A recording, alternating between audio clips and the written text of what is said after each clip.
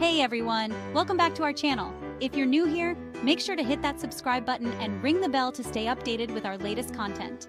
Today, we're diving into a fascinating and often misunderstood topic in English grammar, the quasi-passive voice. Ready to become a grammar guru? Let's get started. So, what exactly is the quasi-passive voice?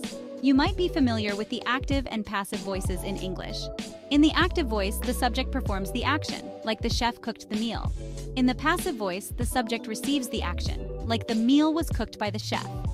The quasi-passive voice, however, is a bit different. It's used with certain verbs that can appear passive, but actually describe a state rather than an action. Confused? Don't worry, we'll break it down. Let's look at some examples to understand this better. 1. The door is closed. 2. The project is completed. 3. The book is well written. At first glance, these sentences might look passive, but here's the catch. They describe a state or condition, not an action being performed. In the door is closed, we're talking about the door's state of being closed, not the action of closing it. How do you identify quasi-passive voice? Here are some tips. First, look for stative verbs. These verbs describe a state or condition, like closed, completed, or known. Second, check the context. If the focus is on the state rather than the action, it's likely quasi-passive. Third, consider the meaning. Think about whether the sentence describes how something is rather than what happened to it. For example, in the cake is baked, if we mean the cake is in a baked state, it's quasi-passive. If we mean someone baked the cake, it's passive.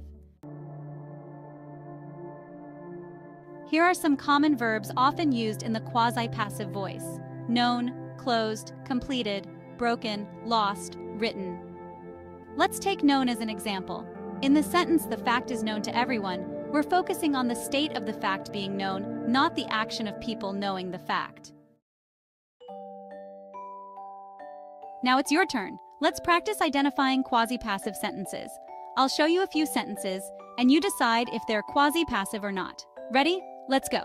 First sentence, the window is broken. This one is quasi-passive.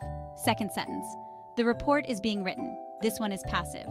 Third sentence, the car is parked outside. This one is quasi-passive. Fourth sentence, the song is sung beautifully. This one is passive. How did you do? Let me know in the comments. And that's a wrap on our deep dive into the quasi-passive voice. It's a subtle but important aspect of English grammar that can really elevate your language skills. If you found this video helpful, give it a thumbs up, share it with your friends, and let us know in the comments if you have any questions or topics you'd like us to cover next.